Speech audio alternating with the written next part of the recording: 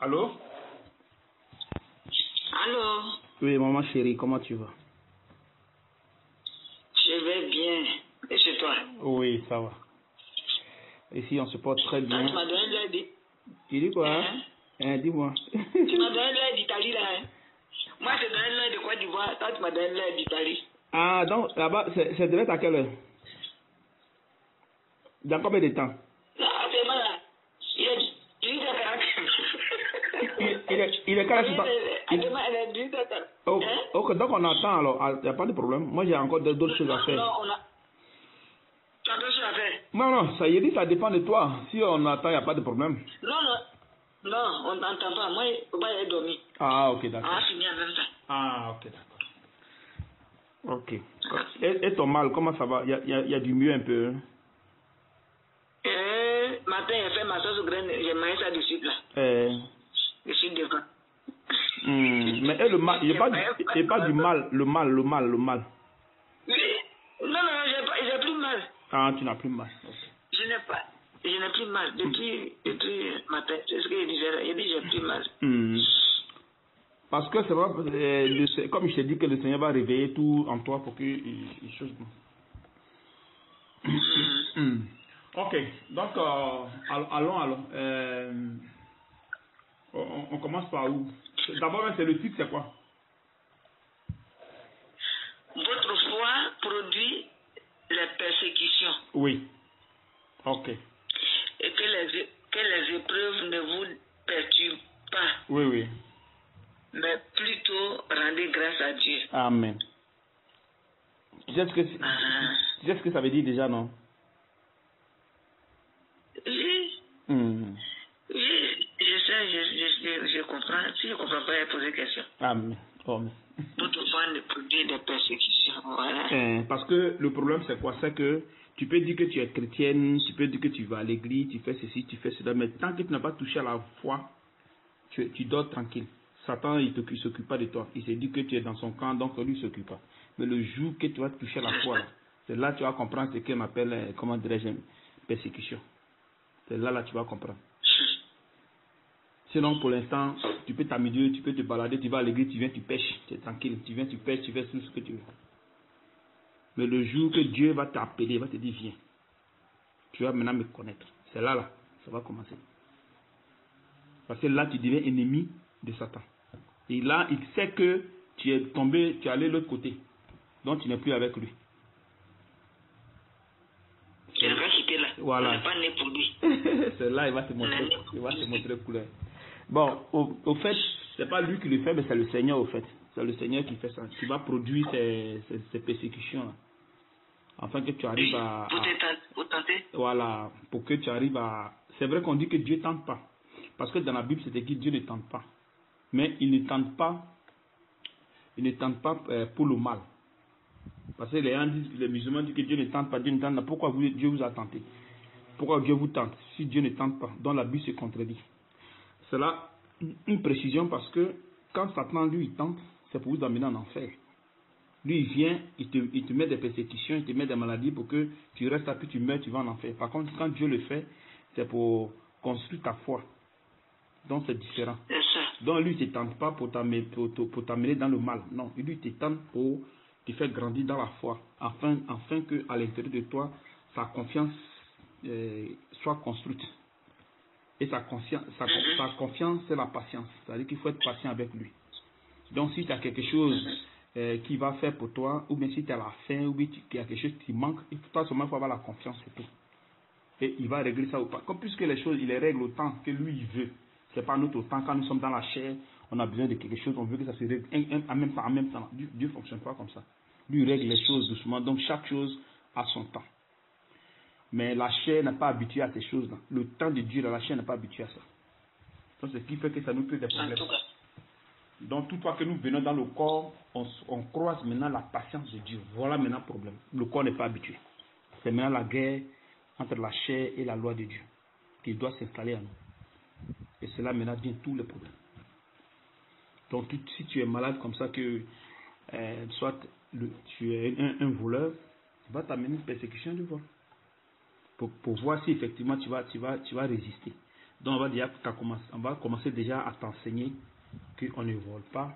Il faut gêner, il faut demander au Seigneur d'enlever l'esprit de vol en toi, l'esprit de mensonge, l'esprit du temps, Et à chaque fois, il va amener des gens vers toi, il va amener les enfants vers toi, il va amener ton mari vers toi ou bien ta femme vers toi. Si tu travailles, il va t'amener ton patron vers toi, il va t'amener tes collègues vers toi, à toutes ces choses. Tu vois. Quand on va finir là, il y a une confession que je n'ai pas faite. Ah, ok. Quand on va finir là, voilà. Aujourd'hui là, ça me fatigue. Amen. Donc, il faut que je dise. Amen. Donc tu vois, le Seigneur t'amène ces choses-là pour que tu arrives à résister. Et c'est maintenant que tu vas comprendre que quand tu vas poser l'acte, ça va commencer à te faire mal. Parce que là, ça va t'amener à la tristesse. Voilà. Et cette tristesse va t'amener à la repentance. Maintenant, cette tristesse, c'est la tristesse selon Dieu. C'est parce que ce n'est plus tristesse selon la chair. Parce qu'avant, quand tu péchais, ça pouvait te faire mal, mais après, puis ça passe, puis tu continues ta route. Mais cette fois-ci, dans le corps, c'est différent. Les choses commencent à être différentes. C'est-à-dire que Dieu fait de sorte que tu commences à haïr même le péché même. C'est-à-dire que le péché là même, tu veux même pécher. Tu vois. Et tu vas voir qu'il y a un moment, il va te mettre dans le péché. Tu vas pécher, mais ça va tellement te faire mal. C'est pour que tu puisses voir le fait que tu es chez lui et le fait que tu étais de l'autre côté. Pour faire la différence, pour voir effectivement si le péché est encore bon. Tu vois, non? Ok, maintenant, donne le verset. Ici, il y a quelques versets là-bas qu'on a donné là-bas. Il y a des choses, je vais dire d'abord avant de donner le verset. Hein. Ok, d'accord. Donc, vas-y. Bon, c'est un raisonnement que tu as fait. Tu dis, vos raisonnements ne doivent plus être basés sur les trucs d'avant. Oui. Quand vous étiez dans le monde, ce n'est plus le cas. Ce n'est plus le cas. C'est-à-dire que vous devez changer de mentalité. Oui. Avec Dieu, c'est toute autre chose. Oui. L'affection de la chair ne se soumet plus, ne se soumet pas à la loi de Dieu. Oui. Et le raisonnement selon la chair ne se soumet pas à la loi de Dieu. Oui. Et amis, vous devez savoir que dans le corps de Christ, oui. il y a des serviteurs. Oui. Et ces serviteurs sont conduits par l'esprit. Oui. C'est moi ici là, je dis. Ils enseignent sous l'onction du Saint-Esprit. On ne se lève pas comme ça un matin pour enseigner la parole de Dieu. Amen. Et ça ne se fait pas. Et ça ne fonctionne pas même avec Dieu. Oui. Et la personne qui incite à le faire, c'est-à-dire il manifeste le désir de la chair. Amen. Hein? Nous sommes pécheurs et nés dans l'iniquité. Oui. L'iniquité. Oui. Conçus dans le péché. Oui.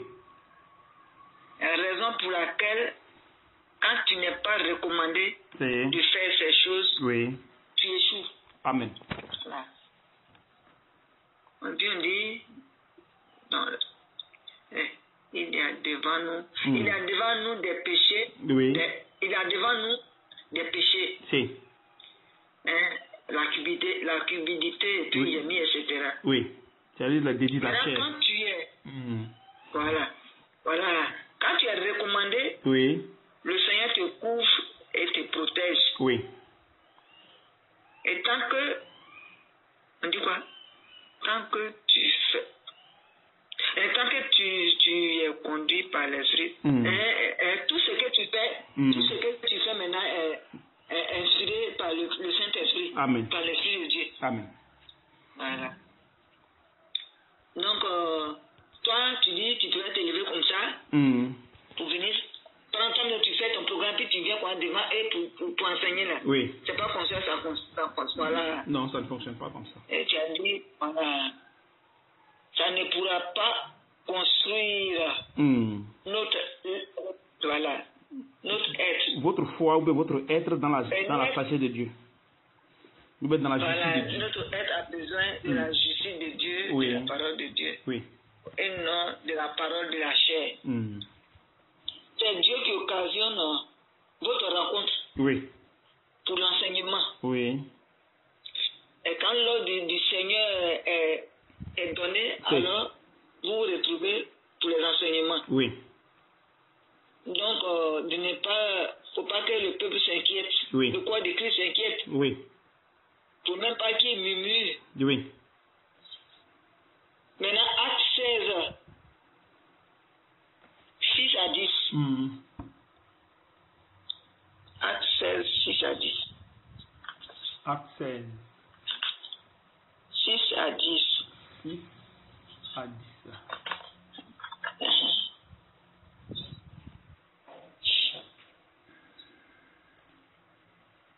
Tu m'as envoyé, non? Attends, je suis en train de copier. Je vais t'envoyer ça. 6 à 10. 6 à 10.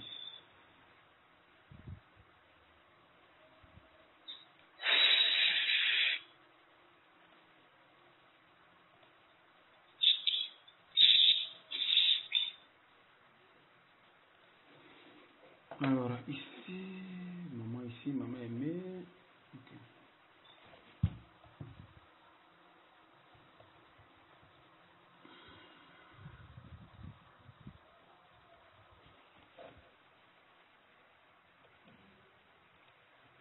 Ok, vas-y, jamais.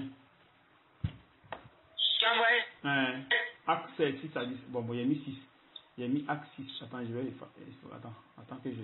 Attends un instant. Je me suis trompé un peu ici. Acte 16.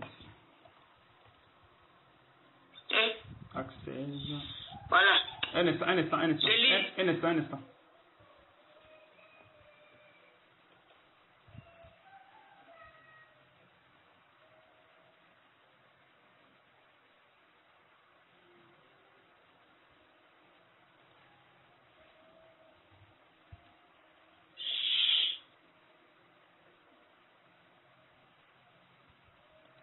Lui, c'est venu.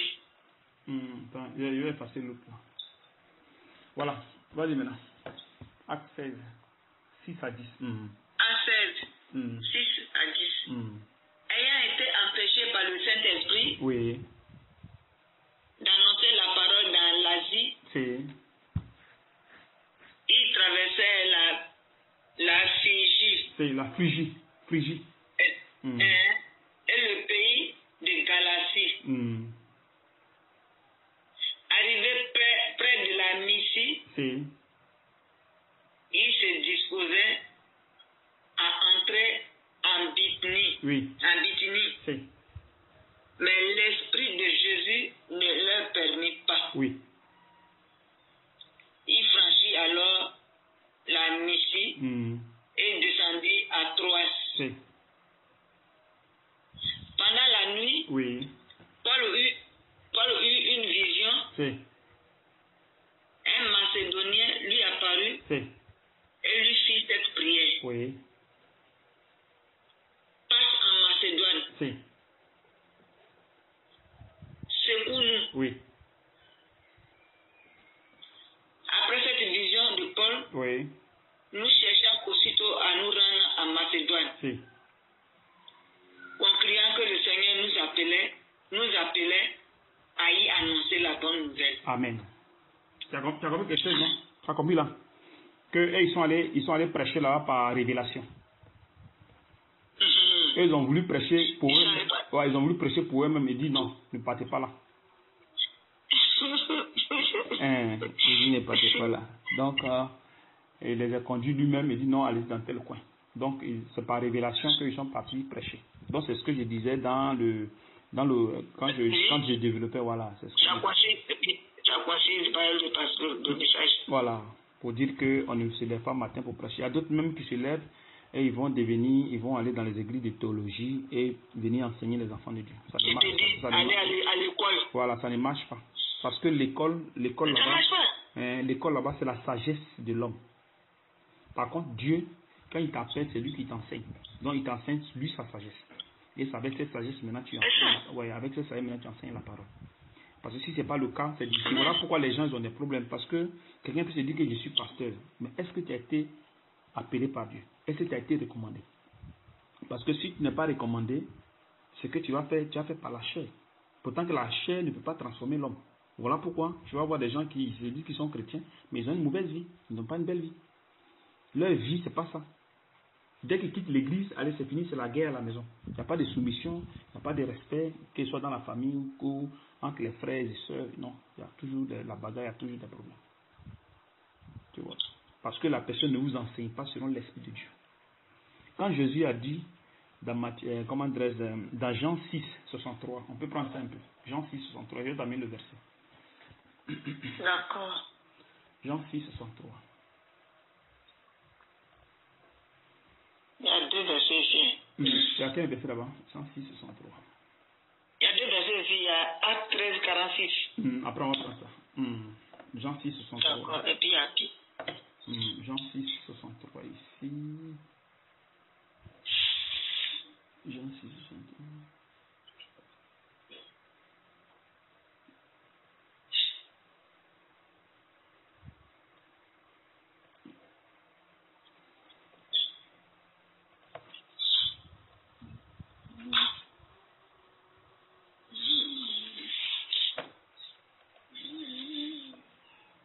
Voilà, j'ai mis le verset là.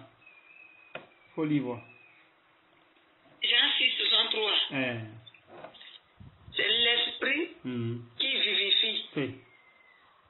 La chair ne sert à rien, ne sert de rien. Oui.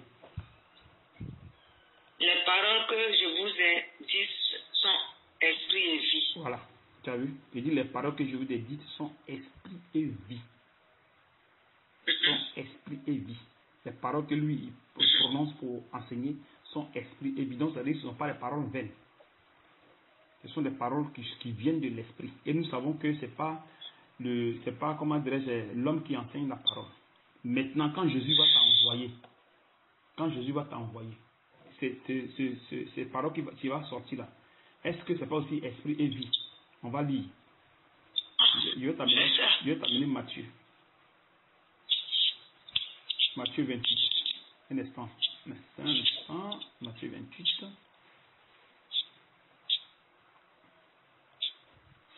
Matthieu 28, 16.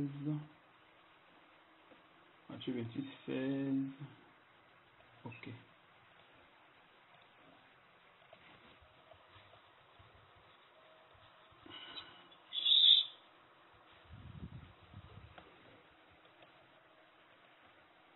Voilà, il faut lire. Matthieu 28, 16. Matthieu 28, hein? Le dernier verset. Il y a 2 versets, mais il faut d'abord lire le dernier. Le dernier verset. Ah, d'accord. Matthieu. Les 11 disciples allaient en Galilée. Sur la montagne que Jésus leur avait désignée. Quand il le vit, il se prosternait devant lui. Quelques-uns eurent des doutes. Jésus s'étant approché, leur parla ainsi.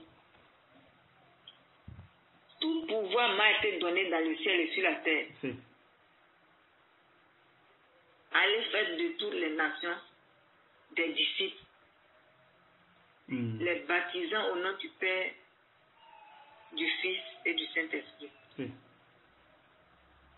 Enseignez-leur à observer tout ce que je vous ai prescrit. Et voici, je suis avec vous tous les jours jusqu'à la fin du monde. Amen. Donc, tu as vu ici qu'est-ce qu'il dit? Matthieu 28.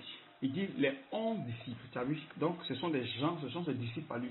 Il se fait 12, mais il y a l'autre qui s'est pendu. Il y a Judas qui s'est pendu. Donc, les 11 disciples allaient en Galilée, sur la montagne que Jésus leur avait désignée. Quand il le vit, il se prosternait devant lui. Mais quelques-uns eurent des doutes. Jésus s'étant approché, leur parla ainsi. Tout pouvoir m'a été donné, dans le ciel et sur la terre. Maintenant, il va dire, il dit, allez, faites de toutes les nations les disciples. C'est là que les gens, ils vont dire à tout le monde que tout le monde peut aller prêcher la parole de Dieu. Pourtant que nous savons ici que quand il a dit allez, il a parlé aux 11 disciples, donc des personnes que ses disciples à lui. Hormis ces disciples, il y avait encore d'autres disciples au plus qui l'utilisaient aussi, mais il n'a pas appelé tout cela, il a appelé ceux-là. Allez faire des toutes les nations des disciples, les baptisant au nom du Père, du Fils et du Saint-Esprit. Et enseignez-leur à observer tout ce que je vous ai prescrit. Donc il y a une prescription qu'il donne pour enseigner, une prescription. Donc cette prescription-là, c'est dans cette prescription se trouve l'esprit et vie. Dans cette prescription, voilà, esprit et vie. Quand il dit dans Jean que les paroles que je vous dis sont esprit et vie. Donc quand eux aussi ils vont enseigner aussi, la parole qu'ils vont prononcer là, à l'intérieur de ces paroles-là, il y a esprit et vie. Et c'est dans ça vous recevez le Saint-Esprit et la vie éternelle. Et maintenant ça construit en vous la justice de Dieu. Tu vois. Maintenant, quand il lit dans Jean 15, 16, je vais amené ça Jean 15, 16. Avant Matthieu 27. Non, c'est Jean 15, 16. Après Jean 6, 63 qui a lu là. Jean 15, 16. Tu m'as envoyé. Tu m'as pas envoyé. Tu m'as envoyé. Jean 15, 16. Ce n'est pas vous qui m'avez choisi. Oui. Mais moi, je vous ai choisi. Oui. Et je vous ai établi. Voilà, tu as vu? Donc, lui choisit et il établit. Bon, maintenant, quelqu'un qui se lève un matin et il se choisit lui-même. Est-ce qu'il aura la parole du Seigneur? Est-ce qu'il aura les préceptes de Jésus? Ça fait les choses dans la chair. Voilà. Bon, maintenant, c'est-à-dire qu'un matin, tu te lèves, tu dis que Dieu t'a parlé, Dieu t'a fait ceci, Dieu t'a fait cela, tu vas prêcher. Bon, maintenant, quand tu vas prêcher là-haut, quand les gens viennent dans ton église, là, voilà, ces gens qui viennent dans ton église là, ce sont les disciples de Jésus, ou bien ce sont tes disciples? Ah, ça va, je sais pas. Non, en voyant ici, Jésus dit, quand Jésus t'envoie là, c'est lui qui te recommande. Donc, si tu t'es recommandé toi-même et que tu allais prêcher, ces disciples là, c'est disciples de qui?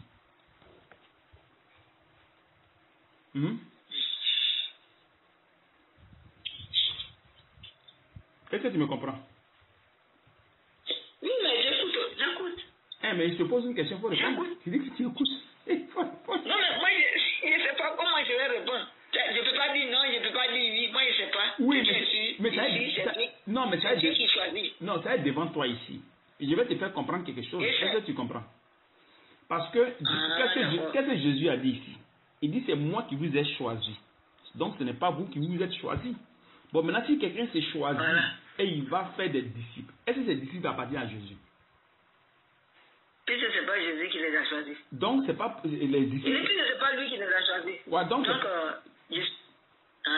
Donc, ce n'est pas les disciples de Jésus. Voilà. Parce que la parole qui va sortir de lui, là, ce monsieur qui va vous prêcher, il va faire son assemblée, il va faire son église, vous allez venir dedans et il va commencer à vous prêcher là. Ces paroles qui sortent là, les paroles ça viennent de la chair, ça ne vient pas de l'esprit. Parce que normalement, c'est le Saint-Esprit qui prêche la parole. C'est pas l'homme, c'est pas nous-mêmes on prêche, c'est le Saint-Esprit qui prêche au travers de nous. Il nous utilise comme des canaux. Nous sommes seulement des instruments. Tu vois un peu.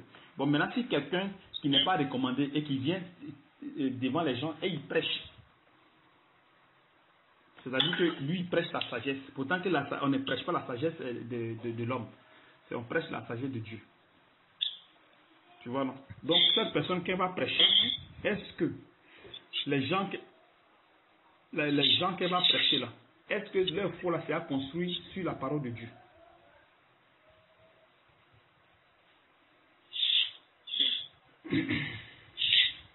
Je sais pas. Et puis, ils ont leur église, puis il vient. C'est-à-dire, la personne même qui est partie à l'église, il ne sait pas.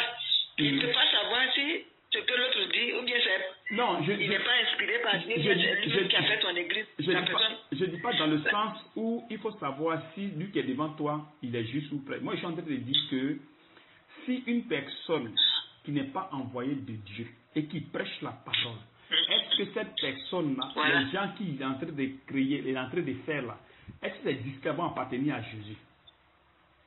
Non. qui n'appartiennent pas à Jésus. Voilà, c'est ce que j'ai voulu que tu saches. Il ne peut pas appartenir à Jésus. Il n'appartient pas à Jésus. Voilà, tu vois, non, il ne peut pas appartenir à Jésus. Tu vois un peu. Donc c'est ce que je voulais que tu saches au fait. Donc tu comprends un peu, tu vois un peu dans quoi les gens sont aujourd'hui et il y a tout ce problème-là. Comment se fait que quelqu'un se dit qu'il est chrétien? Tu vas à l'église, mais ton comportement ne change pas. Donc il faut te poser la question. Comment se fait que moi je laisse le monde et je vais à l'église pour que mon comportement change, pour que je marche selon Jésus, mais mon comportement ne change pas? Donc il faut maintenant se poser la question. Quel est maintenant le résultat de ce que je fais? Quel est le résultat? Tu vois, non? Mais les gars ne se posent pas la question. Tu vois? Donc c'est ce que je suis en train de te dire, quoi. Dans le cas où tu n'es pas appelé, alors il faut te dire que tu fais pour toi seul. Mais tu ne fais pas pour Jésus-Christ. C'est toi-même. Tu amènes le peuple à la perdition. Voilà, tu amènes le peuple à la perdition. Donc directement, ce que tu fais, tu le fais pour toi seul. Voilà. C'est ça. Voilà. Parce que c'est à partir de la sagesse de Dieu que nous prêchons la parole de Dieu. Ça parle de la sagesse de Dieu. Voilà pourquoi il est dit que l'affection de la chair ne se soumet pas à la loi de Dieu. Donc tout ce qui va quitter de la chair ne peut pas se soumettre à la loi. C'est-à-dire que si tu prêches selon la chair, alors ils vont récolter les choses de la chair. En récoltant les choses de la chair, c'est le péché. Donc ça veut dire que les gens ne changeront pas. Les gens ne changeront pas. Ils vont rester là, ils vont tourner, et après c'est fini. Tu vois. Je vais t'amener un verset on va lire ensemble. Je pense qu'on va lire en même temps comment dirais-je, 1 Corinthiens 2. Parce que c'est très riche. 1 Corinthiens 2, un instant.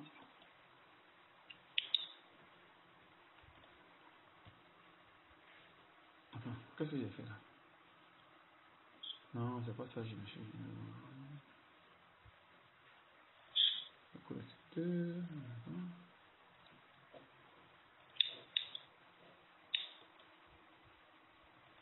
Un Corinthiens 2. Ok. Ok, moi je t'envoie. 1 Corinthiens 2. Oui. Pour moi, frère, lorsque je suis allé chez vous, ce n'est pas avec une supériorité de langage ou de sagesse que je suis allé vous annoncer le témoignage de Dieu. Oui. Car je n'ai pas eu la pensée de savoir parmi vous autre chose que Jésus-Christ. Oui. Et Jésus-Christ crucifié. Crucifié, oui. Moi-même, j'étais auprès de vous, oui, dans un état de faiblesse, oui, de crainte, oui, et de grand tremblement. Oui. Et ma parole et ma prédication ne reposaient pas sur les discours persuasifs de la sagesse. Oui. Mais sur une démonstration d'esprit et de puissance, afin que votre foi fût fondée, non sur la sagesse des hommes, mais sur la puissance de Dieu. Voilà, tu as vu ça? Tu as vu? Donc quand tu as recommandé, ta foi n'est pas construite sur la sagesse des hommes, mais sur la puissance de Dieu. C'est-à-dire que sur la sagesse divine. Verset 6. Hein? Verset 6. Faut continuer.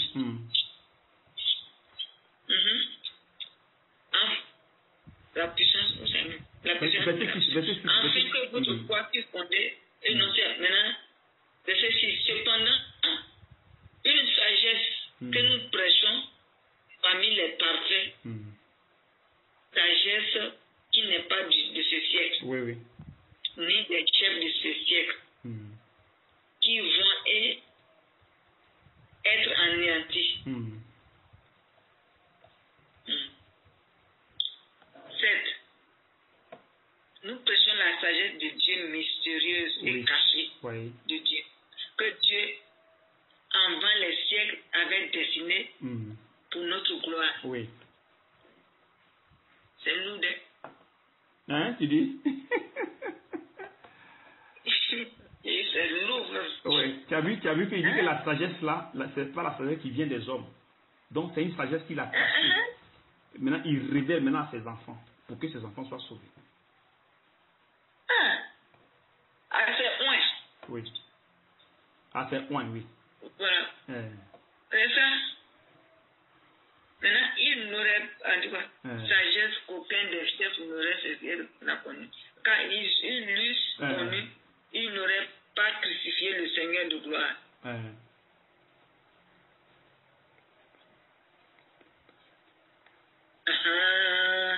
Il comprend. C'est-à-dire que si eux ils connaissaient la sagesse de Dieu, ils n'auraient pas crucifié Jésus. C'est vrai. Voilà. Mais puisqu'ils ne connaissent pas la sagesse, donc ils l'ont crucifié. Donc c'est-à-dire qu'en eux ne se trouve pas la sagesse de Dieu, mais la sagesse des hommes. La connaissance qu'ils ont, ça vient des hommes, ça ne vient pas de Dieu.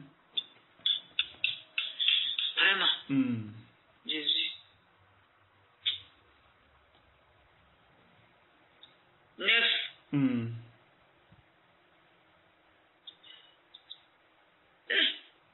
Mais comme il est écrit, ce sont des choses que l'œil n'a point vues. Oui.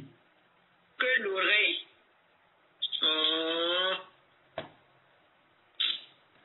Tu ne vois pas, hein? Que l'oreille n'a point entendu. Oui. Et qui ne sont point montés au cœur de l'homme. Voilà, tu as vu ça? Donc cette sagesse-là ça ne vient pas de l'homme. Tu vois, non? Et ni être connu du cœur de l'homme. Non. Donc c'est pas monter au cœur de l'homme pour la connaissance. Oui, oui. Des choses que Dieu a préparées pour ceux qui l'aiment. 10.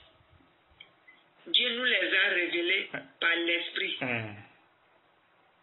Car l'Esprit sonde tout, même les profondeurs de Dieu. Voilà. Tu vois, quand nous prions là, quand nous prions là, pour que notre prière soit juste, le Saint-Esprit va prendre ce que Dieu a préparé pour nous, pour mettre dans notre cœur, afin que ça sorte. Parce qu'en priant comme ça là, en priant pour que ça soit juste, pour que tu guérisses, il faut que ça soit selon Dieu. Si moi il te dit fais ça, puis tu guéris, ça ne vient pas de moi. Ça vient de Dieu. Donc je vais puiser dans le cœur de Dieu pour venir te donner. Et quand tu pries, ça marche. Tu vois, non? Donc c'est les choses qui sont cachées dans le cœur de Dieu, dans le cœur. Donc entre Dieu et nous, il y a le Saint-Esprit qui est là, qui intercède à notre faveur. Donc c'est le Saint-Esprit qui nous pousse à dire, dis ceci, dis cela, dis ceci, dis cela. Dès que tu dis, paf, ça marche. Dès que tu dis, paf, ça marche. Avec la foi, allez, ça marche. Donc c'est les choses qui sont déjà préparées. Les choses qui s'accomplissent, ce sont les choses qui sont déjà préparées. Donc si une chose n'est pas accomplie, elle n'est pas encore créée, et que tu dis, ça ne marche pas. Ou ça peut marcher après. Ou ça peut marcher après. Parce que Dieu peut te laisser, tu peux prier et ça marche après. Comme ça marche à l'instant. Ça dépend maintenant du degré de foi que la personne a. Tu vois. Vas-y, maman. Nous n'avons pas reçu l'esprit du monde. Oui. Mais l'esprit qui vient de Dieu. Voilà. C'est-à-dire qu'il y a nous connaissons les choses. Ouais, parce qu'il y a un esprit dans le monde. C'est-à-dire Satan. C'est-à-dire que Satan qui gouverne actuellement le monde. Voilà. Donc il y a les serviteurs, il y a les gens qui se lèvent et disent que non, Dieu m'a envoyé pour prêcher. Et ils commencent à prêcher. Mais en prêchant, en touchant la parole, Satan prend en même temps leur contrôle et Satan les met lui à sa disposition. Donc chez eux, ils sont en train de prier pour Dieu, prêcher pour Dieu, servir pour Dieu. Mais au fond, ils ne servent pas pour Dieu. Donc il y a des gens qui servent Satan sans qu'eux-mêmes ils ne se rendent compte qu'ils sont en train de servir pour Satan. Sans s'en rendre compte. Ils le servent très bien. Ils vont prier, ils vont jeûner, ils vont faire tout. Mais ils travaillent pour Satan. Chez lui, ils travaillent pour Dieu. Mais au fond, c'est Satan. Mais lui, il ne sait pas. Lui, il ne sait même pas que c'est pour Satan qu'il travaille. Ça peut arriver à ceux qui se lèvent Oui, parce que c'est Satan qui les inspire. C'est que Satan, c'est que Dieu, le Seigneur nous fait avec nous, en nous inspirant par les rêves, par les sons, par les visions, par les trucs. C'est la même chose que Satan fait. Donc il peut inspirer quelqu'un comme ça, soit quelqu'un dans un travail, ou bien peut-être qu'il est médecin, ou il est peut-être professeur quelque part. Un coup matin, il dit non, j'ai été inspiré par Dieu, par le Saint-Esprit d'aller prêcher la parole. Et il laisse son travail, il laisse tout puis aller. Il va évangéliser ou il va enseigner. Il va commencer à chercher une école de théologie. Il dit, ah voilà, l'Esprit de Dieu me dit d'aller dans une école de théologie. Il va commencer à aller dans une école de théologie et il va commencer à aller enseigner. Pourtant que Dieu, quand il t'appelle, il ne t'amène pas dans une école de théologie. Si Dieu lui-même, qui est le créateur de toutes choses, il n'arrive pas à lui t'enseigner, et pour que les gens s'enseignent, c'est qu'il y a un problème.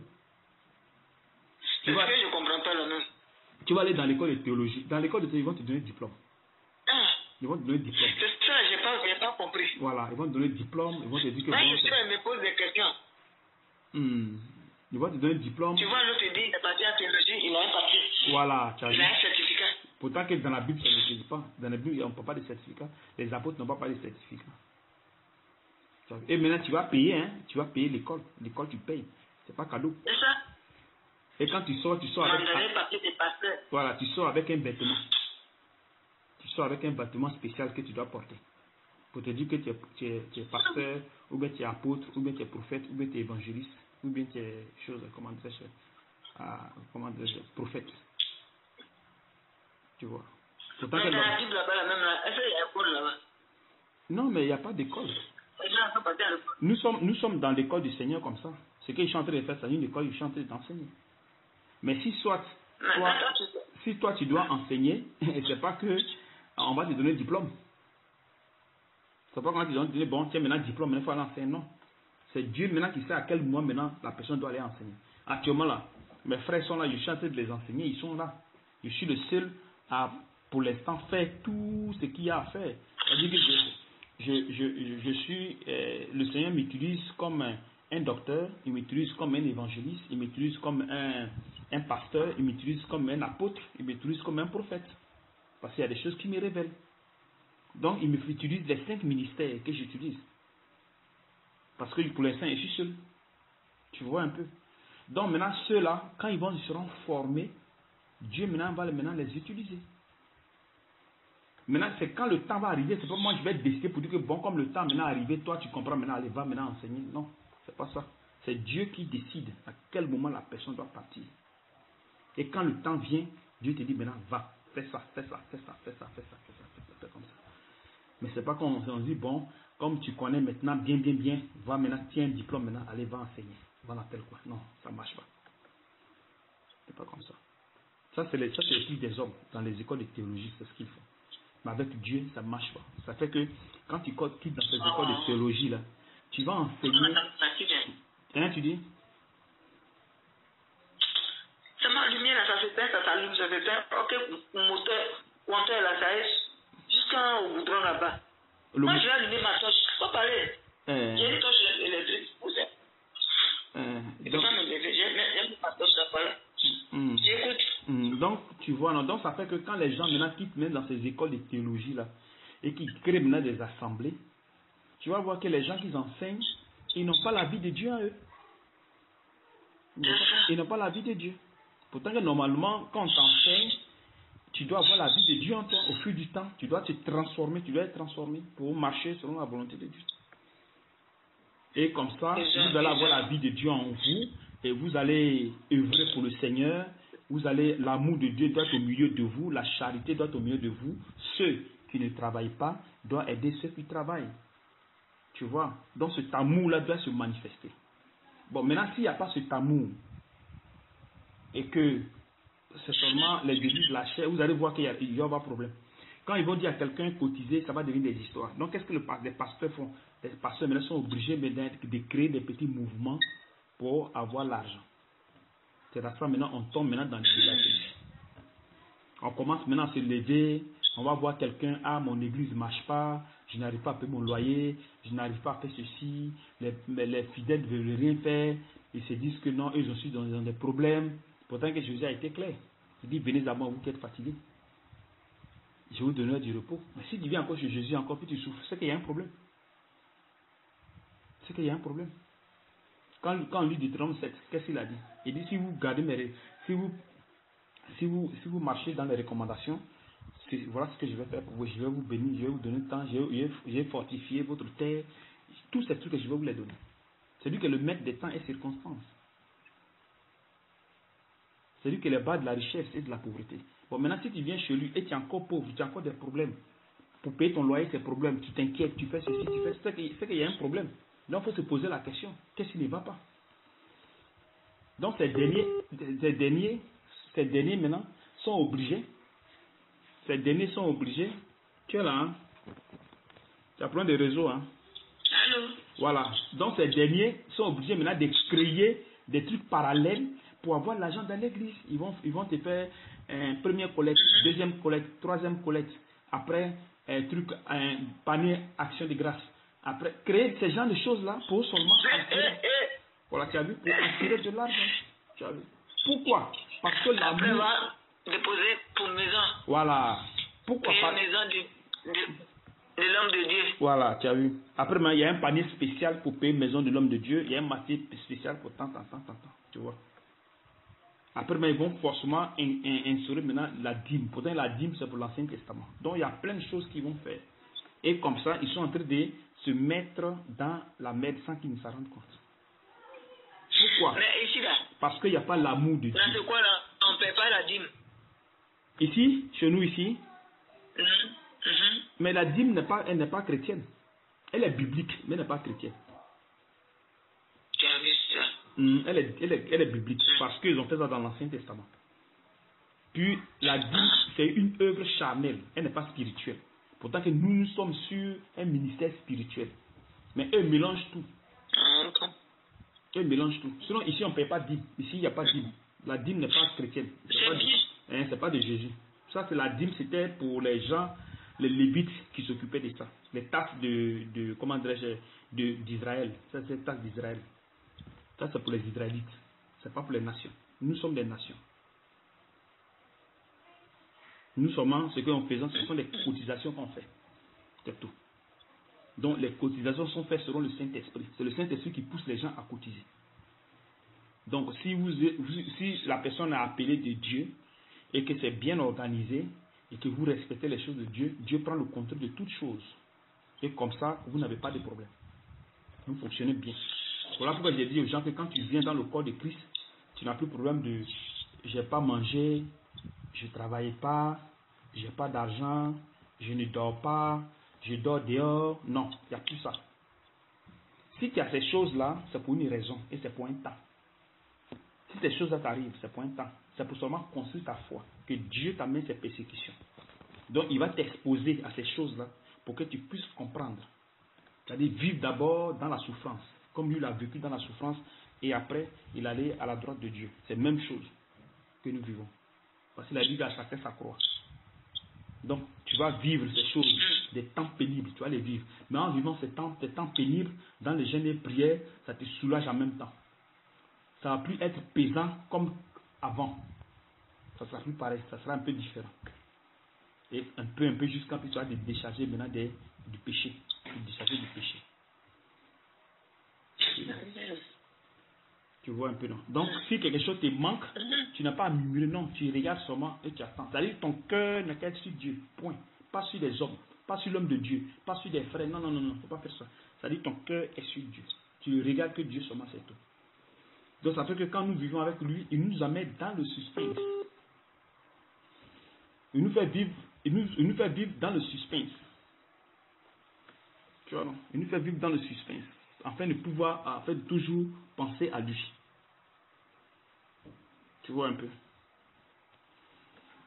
Problème de connexion. Oui, allô? Allô? Il y a eu problème de connexion. Non, j'ai reçu un coup de fil et puis j'ai coupé. Ah, ok, d'accord. Donc tu as... C'est une de mes petites là. Donc, au début, je n'arrivais pas à t'entendre même. Ça faisait chose. C'est ma petite soeur là qui m'a appelé là. Donc, je lui ai dit que je suis en train de méditer là. Elle n'a pas duré. Donc, tu vois un peu. Donc, ça fait que les gens, quand ils viennent en Christ, ils ont des problèmes. Parce que ils sont pas entrés, comment dirais-je, ils ne sont pas entrés de la bonne façon. Ils sont entrés de la manière frauduleuse. Ils sont entrés. Donc quand tu entres de la manière frauduleuse, tu as tous les problèmes. Tu vas dire que mais comment ça fait que je suis avec Dieu, j'ai des problèmes, j'ai ceci, j'ai cela, j'ai ceci, tu vois, mais les gens vont se moquer de toi. Mais c'est parce que tu n'es pas entré dans de la bonne façon. Sinon, si tu es entré de la bonne façon, tu n'as pas de problème. Tu n'as pas de problème. Parce que c'est Dieu qui va prendre le contrôle de ta personne jusqu'à la fin de ta vie. C'est lui qui va te nourrir, c'est lui qui va payer ton loyer, c'est lui qui va payer tes factures, c'est lui qui va tout payer, tout. Parce qu'il a dit que mon juste ne vivra pas la foi, c'est ce qu'il a dit. Amen. Mais bon, non, si tu n'as pas cette foi-là, est-ce que tu peux vivre? Tu ne peux pas. Paul va dire dans 2 Corinthiens 13, verset 5, examinez si vous êtes dans la foi. C'est-à-dire tu vas à l'église, mais il faut savoir où tu vas là. Est-ce qu'il y a la foi là-bas? Est-ce que tu es sur le chemin de Jésus?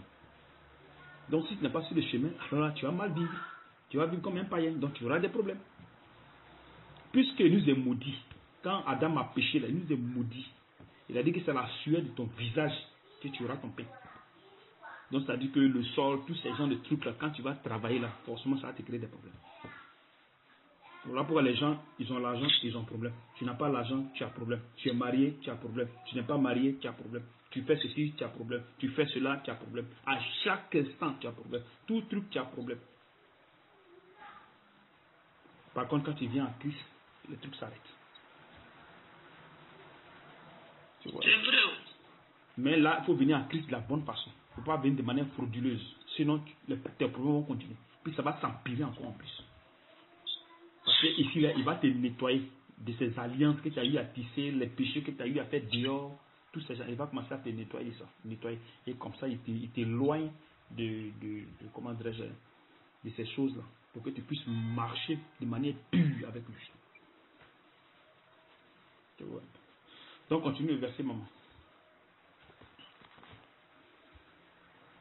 Tu étais où?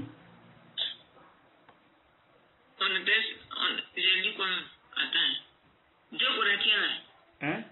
Oui, tu étais à 2 Corinthiens, non? 2 Corinthiens, hein? C'est ça il disait. Tu étais à 2 Corinthiens. Maintenant, tu as lu jusqu'à où? Hein? Non, c'est pas 2 Corinthiens. Dans 1 Corinthiens 9, 1 Corinthiens 2, verset 9. Mais comme il est écrit, ce sont des choses que l'œil n'a point vues, que l'oreille n'a point entendues, et qui ne sont pas montées au cœur de l'homme. Oui, des choses que Dieu, voilà, le cœur que des choses que Dieu a préparées pour ceux qui l'aiment. Verset 10, oui. Verset 10. Dieu nous les a révélés par l'Esprit. Voilà. C'est par l'Esprit que Dieu te révèle. Les enseignements que je vous donne, Dieu ne révèle pas l'Esprit. Donc Dieu travaille avec moi, ma tête, mon esprit. Quand je vais donner un enseignement, il ouvre l'esprit, puis il me donne des trucs et j'enseigne. C'est comme ça qu'il fonctionne. Donc il n'y a pas question d'aller à l'école de théologie. Il ouvre ton esprit et il te donne les paroles. C'est qu'elle a fait des choses. Voilà, donc ce qu'il veut que tu dises, c'est ce que tu dis juste. Donc tu viens puis tu enseignes. Parce qu'il sait que ces enfants ont besoin de telle parole, telle parole, telle parole, telle parole. Parce que ce qu'il a créé en vous, les œuvres qu'il a mises en vous là, ces œuvres-là ont besoin des enseignements. Et ce sont ces enseignements que Dieu met dans ton esprit. Si tu donnes autre enseignement, les œuvres qui sont à l'intérieur ne vont pas se manifester. Parce qu'il a mis des œuvres. Avant que tu les descendes, il a mis des œuvres en toi. Ça doit se manifester pour que tu puisses glorifier Dieu. C'est-à-dire les bonnes œuvres en toi qu'il a mis. Voilà. Maintenant, ces œuvres-là, si ces œuvres ne retrouvent pas ces enseignements, ne retrouvent pas la personne qui est destinée à vous enseigner, tu vas monter, tu vas descendre, ça est là. Allez, ça ne bouge pas. Et tu es dans le péché. Il faut forcément que la personne qui est destinée vienne vers toi ou que tu viennes vers lui. Et maintenant, il va t'enseigner la parole juste que Jésus lui a donnée. C'est-à-dire que Jésus a préparé à chacun des paroles, des enseignements, chaque personne, pour ses œuvres qui sont à l'intérieur. Donc, quand l'enseignement est donné juste, allez, ça commence à éclairer, ça commence à nettoyer. Ça commence à nettoyer l'être intérieur, afin que les choses... Nous, on vous enseigne pour que vous arriviez à manifester les choses que Dieu a créées en vous. C'est pas que vous allez venir faire un effort pour dire que bon, je vais faire un effort pour travailler, je vais faire un effort, je vais gêner pour travailler, je vais gêner, je vais prier pour telle chose. Non. Les choses sont là. Il faut seulement que ça se manifeste. C'est tout. Nous cherchons la face de Dieu dans des jeûnes et prières et le reste se manifeste. Maintenant, si Dieu veut que tu pries pour quelque chose, tu peux prier et ça sort tranquillement, sans problème. Mais s'il faut venir ici à chaque fois, prions pour avoir la bénédiction, prions pour avoir une maison, prions pour avoir un loyer, prions pour avoir non, c'est pas comme ça. Prions pour avoir la richesse, non, c'est pas ça. Les gens se trompent beaucoup. Vas-y, maman. Tu as lu verset 10. Verset 10, c'est ça que tu es en train de... Tu as fini de lire. Voilà, verset 10. Car l'esprit sonde, Dieu nous a révélé. Car l'esprit sonde tout. Car l'esprit sonde tout. Oui. Même les profondeurs de Dieu. Oui. Verset 11. Les cœurs des hommes, en effet, connaissent les choses de l'homme. Oui. Si ce n'est l'esprit de l'homme qui est en lui. Voilà.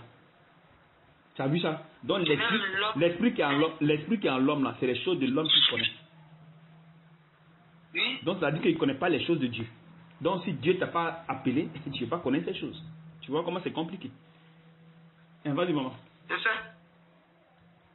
Oui. De même, personne ne connaît les choses de Dieu. Oui. Si ce n'est l'esprit de Dieu. Voilà, tu as vu ça. Ça veut dire que c'est l'esprit de Dieu qui connaît ces choses. Nous n'avons pas reçu l'esprit du monde. Oui. Il dit, nous n'avons pas reçu l'esprit du monde. Mais l'esprit qui vient de Dieu. Amen. Afin que nous connaissions les choses que Dieu nous a données par sa grâce. Voilà. Tu as vu? Donc c'est par sa grâce que il nous révèle ces choses. Mais si tu n'es pas recommandé, comment tu vas recevoir ces choses? Comment tu fais pour recevoir ces choses si tu n'as pas été recommandé? En tout cas. Tu vois, donc c'est quand il te recommande maintenant, puis il te révèle. Parce que la Bible, il y a des révélations dans la Bible. Donc si tu lis la Bible sans révélation, tu auras des problèmes. Vas-y, maman. Et nous n'en parlons, non, avec des discours qu'enseigne la sagesse humaine, oui, mais avec ceux qu'enseigne l'esprit, wow, en employant un langage spirituel pour les choses spirituelles. Oui. Tu continues? Oui, vas-y. Tu viens jusqu'à la fin. Mais l'homme animal ne reçoit pas ces choses de l'esprit de Dieu. Mais pourquoi tu ris? Il dit l'homme animal. Tu vois que l'homme qui est sans l'esprit est animal. Dans le sens où il ne connaît pas les choses de Dieu. Voilà pourquoi on l'appelle animal. Bon, maintenant, toi, l'homme animal. Donc, toi, l'homme animal, on ne t'a pas recommandé. Maintenant, tu vas enseigner les choses de Dieu. Tu enseignes quoi? Tu vas à l'école de théologie pour bien enseigner. Tu enseignes quoi?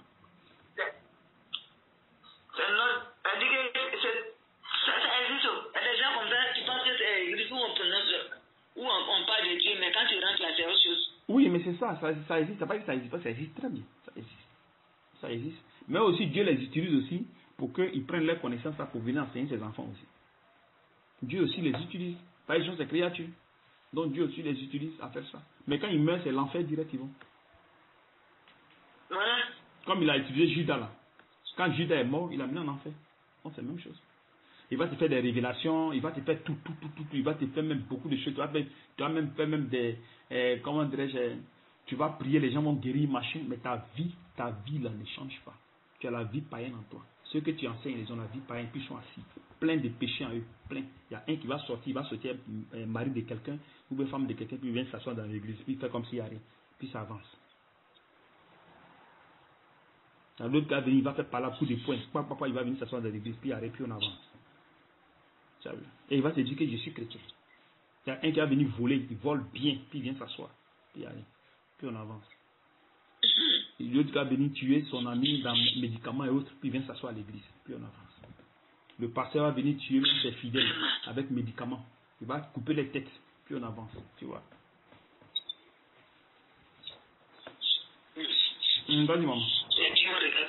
Oh, ouais.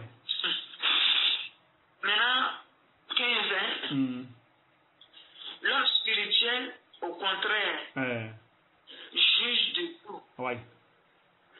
Et il n'est lui-même jugé par personne. Oui. Car qui a connu la pensée du Seigneur pour les souliers. Voilà. Oh, nous avons la pensée de Christ. Voilà. Donc, quand Christ vient en vous, c'est lui qui vous conduit. Donc, quand tu vas parler à quelqu'un, c'est pas toi qui parles, mais c'est Christ qui parle. Donc, ce que tu parles, ce que tu dis, c'est juste. Ce que tu dis, c'est juste. Parce que là, c'est Christ qui parle. Donc, c'est juste, voilà. Donc, qui peut te juger?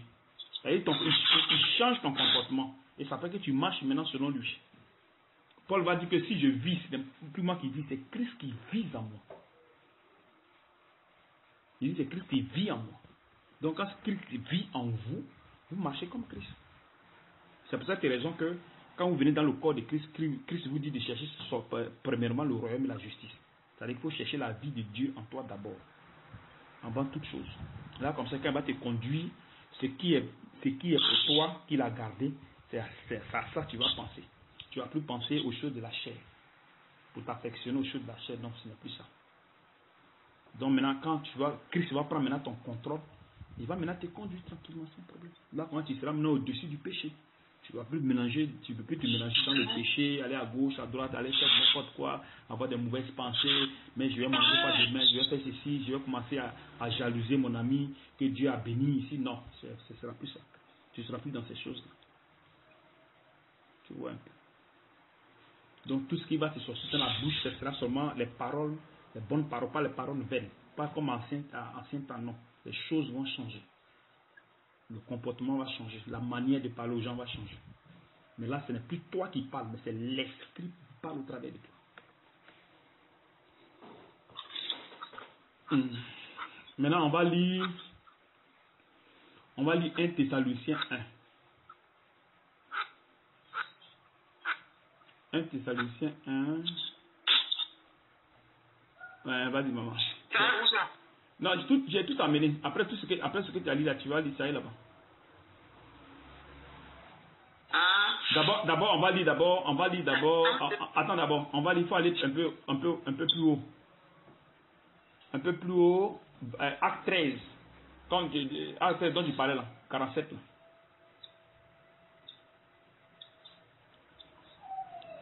Acte 13, un peu plus haut. Après. Acte 13, 47. Acte 13, 47.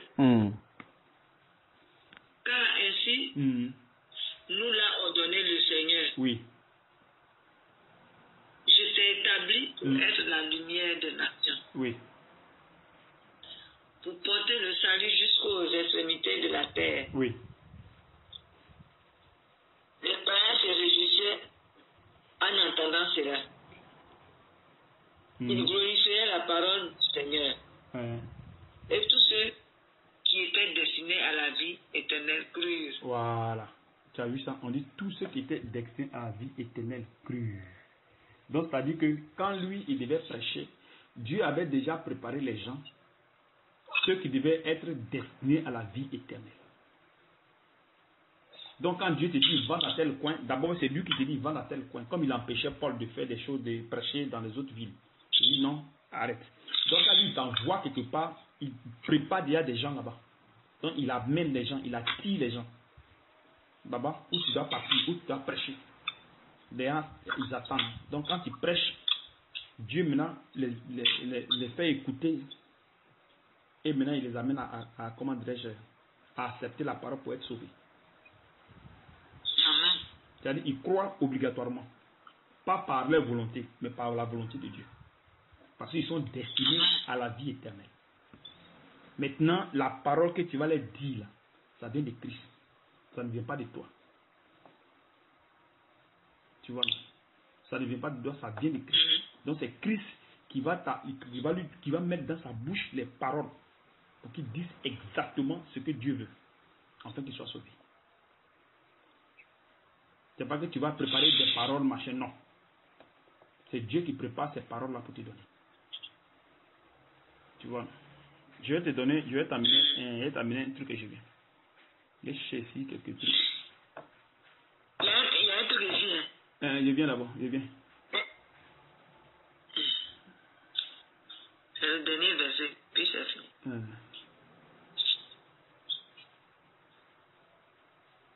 Je vais t'amener ici. Ok. Acte 11.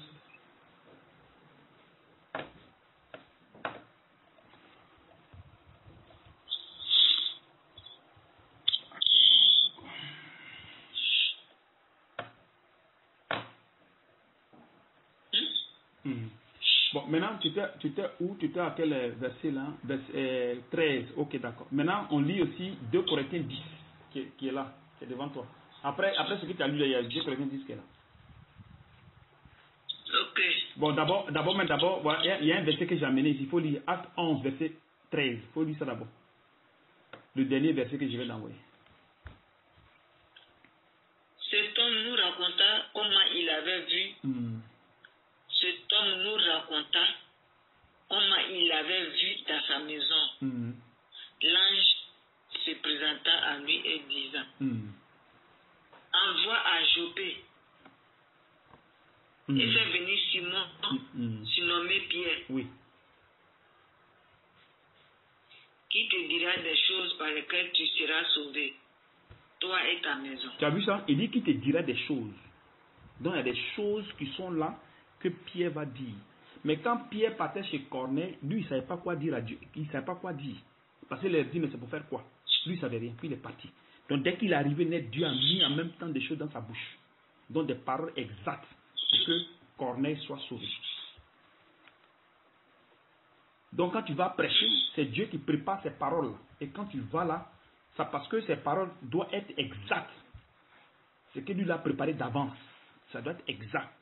Donc, ce sont tes paroles exactes que tu dois donner à la personne afin que la personne soit sauvée. Donc, ces paroles sont préparées d'avance, avant que toi tu naisses, avant que moi je naisse. C'est des choses qu'il lui a préparées d'avance déjà, dans sa préscience, dans sa prédestination.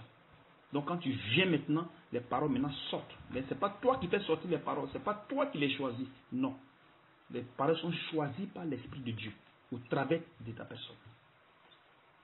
Et quand tu prêches maintenant, Dieu maintenant donne la foi maintenant à cette personne. Parce qu'on ne peut pas croire en Dieu. On ne peut pas avoir la foi de Dieu. Parce que nous sommes des pécheurs. Et les choses de Dieu sont spirituelles. Donc c'est deux natures carrément différentes. Si Dieu ne nous amène pas à croire, nous ne croirons jamais.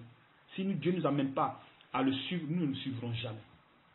Donc Dieu nous, comme là on dit, la foi vient de ce qu'on entend et ce qu'on entend vient de la parole de Dieu. Donc ça veut dire que la foi vient de quelque part, ça vient de la parole de Dieu. Donc on dit que la foi est une ferme assurance des choses qu'on espère. Donc tu as vu que tous ces trucs-là viennent de Dieu. Tu vois un peu. Donc pour croire, il faudrait qu'il y ait des paroles que Dieu prépare pour qu'on puisse te les annoncer. Et lui qui doit t'annoncer, ça doit être une personne recommandée. Et non que la personne se recommande elle-même, non. Mais recommandée par Dieu, par le Très-Haut, afin que les choses soient coordonnées comme il veut. Si les choses ne sont pas coordonnées comme il veut, tout ce que vous allez faire, ça, c'est entre vous là-bas. Ça ne marchera jamais. Tu vois. Quand nous disons 2 Corinthiens 10, que celui qui se glorifie dans le Seigneur, car ce n'est pas celui qui se recommande lui-même qui est approuvé. C'est celui que le Seigneur recommande. Donc celui qui a approuvé dans son ministère, c'est celui qui est recommandé. Et maintenant celui qui se recommande pour aller dans l'école de théologie, pour enseigner la parole, ces gens qui vont enseigner, ces gens-là ne sont pas les disciples de Jésus. Donc ils vont dire que non, on attend Jésus, l'arrivée de Jésus, mais ils sont en train de se blaguer. Jésus vient, il va les laisser tous. Parce qu'ils n'ont pas été enseignés par les serviteurs de Dieu, de Jésus. Tu vois comment c'est compliqué, maman? compliqué. C'est terrible. C'est terrible. Donc, tu disais quel verset? Tu me mélanges. Ouais, on était à Acte 11, verset 13. Voilà. Des choses que tu viens. Voilà. Nous Donc, sommes à 14. 14. 13. Où il dit. Non, il dit, 14. Voilà. Qui te dira des choses par lesquelles tu seras sauvé, toi et ta maison? Oui. 15. Lorsque je me suis mis à parler, le Saint-Esprit descendu sur. Voilà, tu as vu. Le Saint-Esprit descendu sur. Ici encore, les gens créent des problèmes. Ils disent que si tu crois en Jésus, tu as en même temps le Saint-Esprit. C'est pas faux. Mais il faut que le Saint-Esprit descende sur toi. Et quand le Saint-Esprit descend sur toi, il y a une manifestation. Il se manifeste. Et je ne sais pas si tu as déjà regardé les gens qui tombent en transe souvent dans les coins des sorciers. Je ne sais pas si ça nous va bien un truc de ce genre. Moi, je suis parti là-bas. Voilà, où l'esprit entre, puis ça commence à faire danser la personne danse, la personne parle, la personne fait ceci, la personne fait ceci. La personne ne se contrôle pas là. C'est comme ça le Seigneur fait quand il vient en toi. Quand le Seigneur il vient dans ton corps, il te prouve qu'il y a quelque chose qui est entré en toi. En fait que ce jour-là, tu ne l'oublies jamais. Bon, maintenant les gens disent qu'ils ont cru. Mais tu as cru. Mais à quel moment l'esprit est venu? Il faut donner ton témoignage. À quel moment l'esprit est venu? Tu as vu? Donc, si tu n'as jamais vécu un truc pareil et tu te dis que tu as cru en Jésus, que tu as eu le Saint-Esprit, mais en conclusion, tu ne manifestes pas le caractère de Dieu. Parce que normalement, quand le Saint-Esprit vient, ça peut changer la vie des gens. Mais toi, tu manifestes la vie païenne et tu te dis que tu as le Saint-Esprit en toi. Il faut te poser la question. C'est des questions qu'il faut se poser. Et vas-y, maman. Donc, le Saint-Esprit est descendu sur. En prononçant ces paroles-là, par exemple, ces paroles qui sont données par le Saint-Esprit, en prononçant lui descend. Vas-y, maman.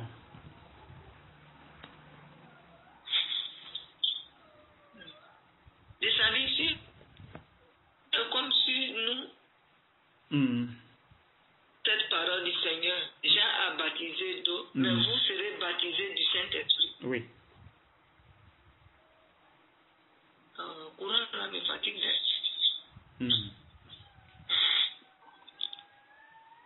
Ça va gâter mon téléphone. Le Seigneur va acheter un autre. Ne t'inquiète pas. Alors. Amen. C'est pour lui un travail, non? Bon. Lorsque je me suis mis à parler, le Saint-Esprit descendit comme sur nous au commencement. Oui. Et je me souviens de cette parole du Seigneur. J'ai baptisé d'eau. Oui. Mais vous serez baptisés du Saint-Esprit. Oui. Oh, puisque Dieu leur a accordé le même don qu'à nous qui avons cru au Seigneur Jésus-Christ, oui. Pourrais-je, moi, m'opposer à Dieu? Oui. Après avoir entendu cela, il se calmait et il glorifiait Dieu. Oui. En disant, Dieu a accordé la repentance aussi aux païens, afin qu'ils aient la vie. Voilà, tu as vu, donc, pour que tu aies la vie, il faut que lui t'accorde la repentance. Et la repentance, c'est quoi? Tu es un pécheur. Donc, il faut venir te repentir devant Dieu. Bon, maintenant, pour que Dieu accorde cette repentance, il faut que tu sois dans la bergerie. Comme je l'ai dit, il faut qu'un homme de Dieu vienne te prêcher la parole. Afin que lui t'accorde la repentance et le pardon de tes péchés. Pour que ce que Dieu va dire, les péchés que tu as eu à faire, la confession, tout, ça va seulement s'accorder devant le Seigneur et tout va être effacé. Si ce n'est pas le cas que tu es dehors, que tu te repens, ça ne marche pas. Il faut forcément que tu sois dans la bergerie. Il faut forcément qu'on fasse de toi disciple d'abord. Comme l'a dit dans Matthieu 28, pas de verset 16 jusqu'à 18. Il faut forcément que Dieu lui donne les paroles justes pour qu'elles te soient prêchées. Pour que la repentance et le pardon soient accordés. Donc tu vois un peu comment c'est compliqué. Tu vois un peu comment c'est compliqué. Attends. Je suis avec Oui, on a fini. Maintenant, il faut aller dans 1 Thessaloniciens 1, à partir du verset 4. Après Matthieu 28. Il faut descendre maintenant. Je monte. 1 Thessaloniciens 1. Verset 4. Nous savons, frères bien-aimés de Dieu, que vous avez été élus. Notre évangile ne vous ayant pas été prêché en parole seulement, mais avec la puissance, avec l'Esprit Saint, oui, et avec une pleine persuasion. Car vous n'ignorez pas que nous sommes montés et montrés ainsi parmi vous à cause de vous. Oui. Et vous-même, vous avez déjà été imitateurs et ceux du Seigneur en recevant la parole au milieu de beaucoup de tribulations. Avec la joie du Saint-Esprit. Voilà, donc avec les tribulations, même il y a la joie. C'est-à-dire, étant dans les tribulations, qu'il y a la joie. Tu vois un peu. Il dit que nous savons, frères bien-aimés de Dieu, que vous avez été élus. Notre évangile ne vous est pas prêché en parole seulement, mais une puissance. Mais avec puissance, avec l'Esprit Saint et avec une pleine situation, car vous n'irez pas. Donc tu vois ici, c'est-à-dire que ça n'a pas été seulement prêché en parole, mais par la puissance de l'Esprit de Dieu. Tu vois, par la puissance de l'Esprit de Dieu. Donc c'est l'Esprit, comme je le dis tout le temps, c'est l'Esprit du Seigneur qui prêche la parole de Dieu. Maintenant, il faut lire le verset qui suit, si tu es là. Verset quoi? Le verset qui suit. Il y a le verset qui suit, non? Je suis arrivé où, non? Notre évangile parle seulement puissance. Voilà. Non, à cause de vous. Et vous-même, vous n'avez pas été initiateur et ceux du Seigneur à recevoir la parole au milieu de vous. Avec la joie du Saint-Esprit. Non, c'est fini? Non, c'est pas fini. Attends, non, c'est pas fini. Il y a d'autres, mais ça mène encore une autre version pour que tu vas lire. Voilà, il t'amène encore une autre version. Un instant. Ouais, il t'a amené 1 Pierre. 1 Pierre 11. 1 Pierre 1, 11. Voilà. 1 Pierre 1, 11. Oui. Voulant sonder l'époque oui. et les circonstances oui. marquées par l'esprit de Christ oui. qui était en eux oui. et qui attestait d'avance les souffrances de Christ oui. et la gloire dont elle c'est ça, il y a une lumière à mettre. Moi, je vais suivre mes deux.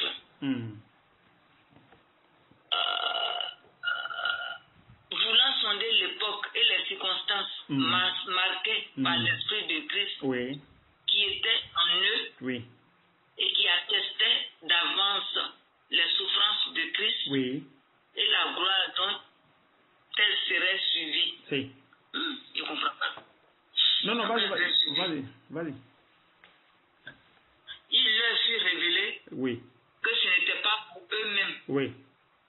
mais pour vous, qu'ils étaient les dispensateurs. Voilà. Qu'ils étaient les dispensateurs. Voilà. Ici, de ces choses. Il parle des prophètes, les gens d'avant, qui étaient dirigés par l'Esprit du Seigneur. Voilà. Tu vois, non? Donc, il leur a dit que ce n'était pas pour eux.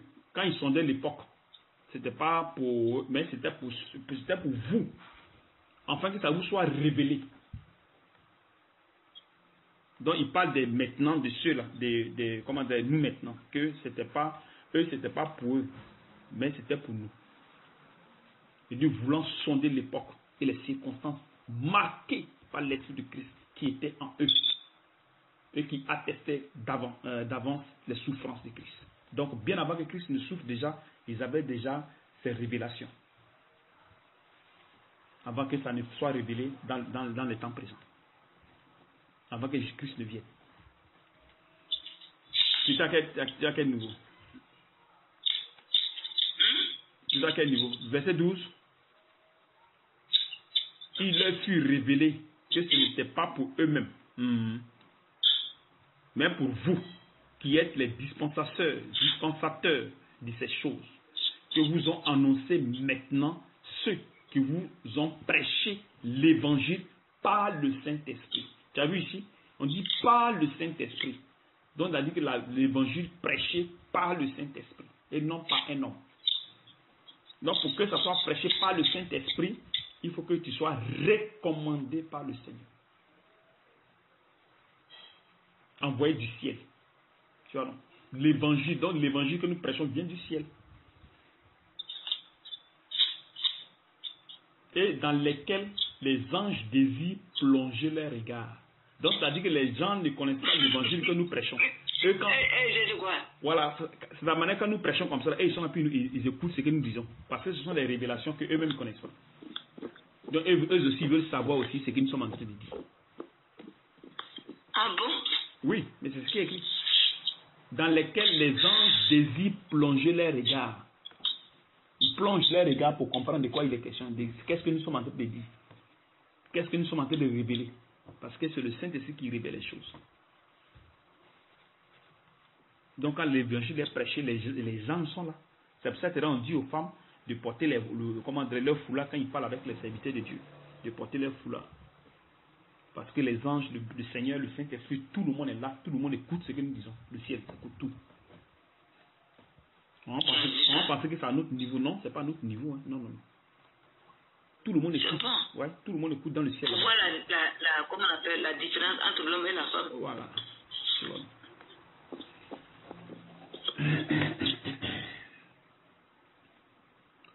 Donc tu as saisi l'enseignement. Il y a d'autres versets là-bas. Maintenant, on va lire Romains 8, verset 26. Romains 8, verset 26. Ok. Romains 8, verset 26. Oui. De même aussi, l'Esprit nous aide dans notre faiblesse. Oui. Quand nous ne savons pas ce qu'il nous convient de demander dans nos prières. Oui. Mais l'Esprit lui-même intercède par des soupirs inexprimables. Oui. Et celui qui sonde les cœurs connaît quelle est la pensée de l'Esprit. Parce que c'est selon Dieu qu'il intercède en faveur des saints. Voilà. Tu as vu ça? Tu as compris quelque chose là-bas? Je vais reprendre encore. Faut reprendre encore. De même aussi, l'Esprit nous aide dans notre faiblesse. Car nous ne savons pas ce qu'il nous convient de demander dans nos prières. Si. Mais l'Esprit lui-même intercède par des soupirs inexprimables. Et celui qui sonde les cœurs connaît quelle est la pensée de l'Esprit. Oui. Parce que c'est selon Dieu qu'il intercède en nos faveurs. Voilà. Tu as vu? Quand nous prions, nous ne connaissons pas les choses de Dieu. Parce que pour que quelque chose s'accomplisse dans ta vie, il faudrait que ça soit déjà auprès de Dieu. Il faut que Dieu prépare déjà ça. Il faut que ça soit déjà préparé par Dieu. Puisque Dieu nous a bénis de toutes sortes de bénédictions spirituelles dont les choses sont en nous. Il faut seulement qu'on les connaisse. Il faut qu'on sache qu'est-ce qu'on dit, qu'est-ce qu'on ne doit pas dire, afin que ça s'accomplisse. Puisque c'est le Saint-Esprit qui connaît ces choses-là, donc quand nous prions, c'est lui qui prend le contrôle de notre personne. Donc il intercède en faveur de notre chose, ce que nous demandons. Maintenant, nos demandes là, ce n'est pas selon la chair, mais c'est selon l'Esprit de Dieu. Parce que Dieu enlève à nous les désirs de la chair. Il nettoie nos cœurs, il nettoie notre esprit. Donc il nous donne un esprit nouveau pour ne pas qu'on ait des pensées qu'on avait dans le monde en parlant mais bon, je vais me construire une maison, je vais faire ceci, je vais aller aux États-Unis, je vais aller ceci, je vais aller cela. C'est-à-dire que nos passions. Voilà, je vais me marier, je vais avoir mon maquis, je vais avoir mes bas, tous ces trucs-là, non. Quand tu viens dans le corps de Christ, Dieu enlève ça dans ton esprit. Je vais préparer l'avenir de mes enfants, je vais préparer l'avenir de ma femme, je vais faire mon testament, je vais faire ceci, je vais tout ça, là, ça. Dieu enlève ça dans ton esprit. fait que tu mettes lui ses désirs. C'est pour ça que Jésus dit d'abord, cherchez pour le remettre la justice de Dieu. Tu vois? En tout cas. Donc maintenant, quand tu viens, maintenant tu pries, maintenant les choses marchent. Avant que si tu priais, ça ne marchait pas. Parce que tu ne sais pas ce que Dieu a gardé pour toi. Donc tu pries, tu t'assois, tu dis, mais pourquoi je prie Dieu, puis ça ne marche pas? Depuis je gêne, je prie, mais zéro. J'ai toujours les mêmes problèmes, c'est toujours les mêmes problèmes. Puis ça s'emplit en plus. Tu vois. Mais si tu n'es pas sur le bon chemin, si tu n'es pas dans la foi, comment tu peux prier, puis Dieu peut accepter cela? Comment tu fais? Tu vois un peu. Donc si tu es un pécheur, Dieu ne peut pas exaucer ta prière. Dieu n'exauce pas la prière des pécheurs. Ouais. Quand nous lisons Jacques 4, verset 2, que je viens d'amener.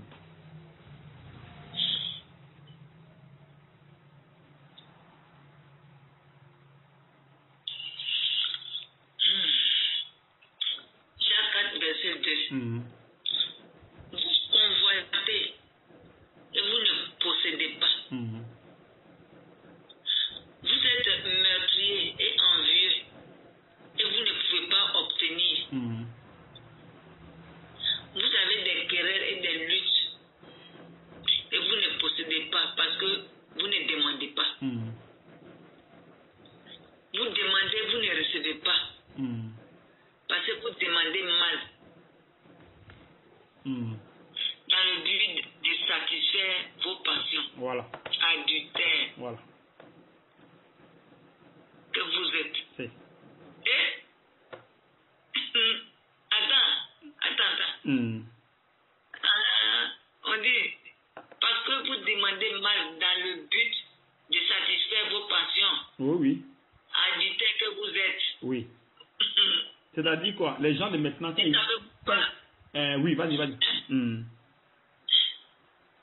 Ne savez-vous pas que l'amour du monde est inimité entre Dieu? Oui. Celui donc qui veut être ami du monde sera un ennemi de Dieu. Voilà, donc ça veut dire que dans le monde, il y a des choses que les gens veulent. Et c'est ce qu'ils demandent à Dieu. Parce que la chair produit ces choses. Donc quand la chair produit des désirs, c'est ce que quand tu viens devant Dieu, tu commences à prier pour qu'il puisse te les donner. Pourquoi? Parce qu'en toi, il y a des convoitises qui te poussent à demander. Au lieu de chercher Dieu d'abord, toi tu cherches d'abord les choses de la chair. C'est comme ça aussi. Voilà. Donc en priant, ça ne marche pas. Tu vas gêner pour ça, ça ne marche pas. Il faut d'abord chercher Dieu. Parce que la Bible dit que dans Jean 9, 31, nous savons que Dieu n'exauce pas point les pécheurs. Mais si quelqu'un l'honore et fait sa volonté, c'est celui-là qui exauce. Tu as vu ça? On dit si la personne l'honore et fait sa volonté. Pourtant que pour honorer Dieu et faire sa volonté, il faut qu'il enlève la vie de Dieu là en toi. C'est la vie des péchés là, il faut qu'il s'acquitte. Avant que tes prières soient exaucées. Parce que quand tu viens devant lui, tu viens avec les désirs de la chair. Maintenant, comment tu fais? Comment tu fais? Tu ne connais pas les choses de Dieu, c'est caché là-bas. Tu vois, tu pries, tu demandes des choses qui n'ont pas de sens. Mais il te les donne, il va pas te les donner. Parce que ce qu'il a réservé pour toi là, c'est pas ça. Toi, tu dis autre chose. Et lui dit autre chose. Donc ça fait que ça ne marche pas. C'est pour cette raison, quand vous venez ici, on vous amène d'abord à dépouiller votre corps de des désirs qui sont en vous, les envies. Pour ne pas que vous arrivez à prier pour dire que Dieu donne-moi ça, Dieu donne-moi ça, Dieu donne-moi ça, je veux ça. Non. Allez, on nettoie tout sur le cœur. On nettoie tout sur le cœur. Même si tu es malade, on laisse, ça fait des maladies, puis on nettoie tout sur le cœur. On nettoie tout sur le cœur. Dans l'esprit, on enlève tout. C'est comme un ordinateur qui est plein de trucs. Donc on vient, allez, on essaie de nettoyer sur le VIX. C'est la même chose que nous faisons. Afin que le Seigneur puisse vous accorder maintenant ce que vous voulez. Il dit, je sais de quoi vous avez besoin. Il dit, je sais de quoi vous avez besoin. Mais quand il te dit que je sais de quoi vous avez besoin, c'est pas que il te dit par rapport à toi, tes désirs. Non. Mais les désirs qu'il va mettre en toi. Donc quand tu vas prier, tu vas gêner, les désirs de la chair vont quitter, vont céder et vont laisser à la place au désir de l'esprit. Donc ce sont ces désirs qui vont s'asseoir maintenant en toi et qui vont se manifester. Et c'est à partir de là que lui, il va se glorifier en toi. Donc c'est en jeûnant, en priant, les choses maintenant quittent. Quand tu vas maintenant parler, tes paroles seront maintenant claires. Tu vas demander quelque chose. Tu vas avoir une pensée de quelque chose, ça vient. Tu parles, ça vient. Tu fais ceci, ça vient. Tu fais ceci, ça vient. Tu dis ceci. Tout s'accomplit. Tout ce que tu as dit, ça s'accomplit. Parce que ta bouche, ton cœur, ton esprit a commencé à se connecter avec l'Esprit de Dieu. Mais si ce n'est pas le cas, que tu es mal entré dans la bergerie, tu ne peux pas. Comment tu fais pour connaître toutes ces choses-là? Pourtant que Dieu les révèle par révélation. Il les trouve par révélation. Tu vois, non? Donc c'est ce problème que le corps a aujourd'hui. Ils ont ce problème-là. Et ils cherchent d'abord leur désir, avant toute chose. Ils vont te parler de leur voyage, ils vont te parler de leur mariage, ils vont te parler de temps, mais ils ne vont jamais te parler de ah bon, je vais connaître Dieu. Non, ils vont d'abord te parler de toutes ces choses-là. Pourtant qu'il a dit dans Jean 14, verset 21, il dit celui qui a mes commandements et qui les garde, c'est celui-là qui m'aime. Et celui qui m'aime sera aimé de mon Père. Je l'aimerai et je me ferai connaître à lui. Tu as vu ça? Donc il dit celui qui a mes commandements. Donc il y a des conditions pour que Dieu accepte ta prière. Il y a des conditions. Il y a des conditions. Donc celui qui a mes commandements et qui les garde. Donc avant de les garder, il faut les avoir. Il faut d'abord, avant comment dirais-je, celui qui a, avant d'avoir les commandements de Dieu, il faut les garder. Il faut d'abord avant de garder les commandements de Dieu, il faut les avoir. Celui qui a mes commandements et qui les garde. Donc, il faut les avoir avant de les garder. Il faut maintenant que ça se révèle à toi. Donc, celui qui a mes commandements et qui les garde, c'est celui-là qui m'aime. Et celui qui m'aime sera aimé de mon Père. Je l'aimerai et je me ferai connaître à lui. Donc, c'est-à-dire que quand tu vas commencer à connaître la parole de Dieu, le Seigneur va venir à toi. Maintenant, si tu vas dans une église, que toi tu penses à tes problèmes, tu penses à voyager, tu penses à avoir enfant, tu penses à avoir mari, tu penses à être riche, mais comment le Saint-Esprit va venir? Le Saint-Esprit va venir parce que tu ne le connais pas. Tu ne le connais pas. Tu ne sais pas ce qu'il est, donc il ne peut pas venir. Tu vois? Donc c'est ces erreurs que les gens font aujourd'hui. Plein. Disant qu'ils connaissent Dieu, mais au fond, ils ne le connaissent même pas du tout. Il faut maintenant que Dieu te révèle les choses pour que tu puisses les connaître. S'il ne t'a pas révélé, comment tu vas les connaître? Et pourtant, il révèle ces choses à partir de ses serviteurs que lui, il a recommandés. Quand nous lisons Deutéronome 29, il dit les choses cachées sont à l'Éternel de notre Dieu. Les choses révélées, c'est-à-dire les choses cachées qui révèlent, sont à nous et à nos enfants. Donc, si tu n'as pas révélé ces choses, tu ne veux pas les connaître. À perpétuité. Afin que nous mettons en pratique toutes les paroles de Dieu, de cette loi. Donc, c'est-à-dire que quoi? Si tu veux marcher dans la volonté de Dieu, tu ne veux pas que tu te lèves un matin bonheur pour dire, bon, moi je vais connaître Dieu, bon, je vais bien marcher. Non. C'est lui qui va te révéler ça, parce que c'est caché. Donc, si tu prends la Bible, si lui n'a pas ouvert l'esprit, tu ne peux pas connaître. Donc, c'est lui qui va te révéler ça, et après seulement tu vas marcher. Donc, si Dieu dit qu'on ne marche pas ici, toi tu ne sais pas, puis tu marches. Tant qu'il ne t'a pas révélé, tu vas marcher seulement, tu vas continuer à marcher. Maintenant, tu dis que tu le cherches, mais tu dis que tu es avec lui, c'est faux. Il faut qu'il te révèle.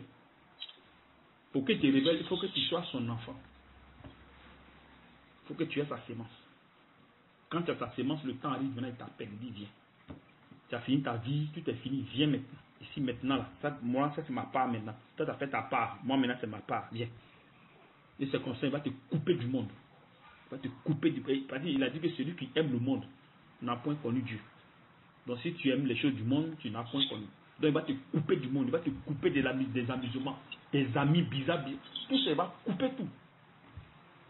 Puis il va maintenant te traiter maintenant, te nettoyer, nettoyer ta personne, nettoyer ta tête, nettoyer ton corps, nettoyer tout. Toutes tes maladies qui sont là, il va commencer à les soigner doucement, doucement, tout. Il va reconstruire ta personne. Et tout ça, ça se fait avec des jeûnes et prières, les jeûnes qu'on vous donne. C'est donné par le Saint-Esprit, pas les jeûnes qu'on se lève un matin puis on donne, non. C'est donné par le Saint-Esprit. Voilà pourquoi quand vous prenez les jeûnes là, vous tenez et ça transforme votre personne. Ça change votre manière de voir les choses, votre manière de penser, votre manière de vivre. Tout ça change. Tout. Et tout se fait par la puissance de l'Esprit. Donc si l'Esprit n'est pas là, que vous avez seulement la parole, vous n'avez jamais connu Dieu. Il faut que l'Esprit soit au milieu de vous pour vous conduire, et non dans le mur, mais vers le Seigneur. Et ça, à partir de là, maintenant, vous allez commencer à, votre cœur va commencer à être illuminé. Les ténèbres vont commencer à disparaître à l'intérieur de vous. Tu comprends, maman? Donc, c'est un peu ça. Il y a encore, oui, il y a encore là-bas, il y a encore la chose, les versets sont finis. En tout cas, on a fait un fini, c'est fini. C'est fini? Ah, ok, d'accord. Le paragraphe est fini, demain il continue, le deuxième là. Amen, amen. Il y a fait un paragraphe.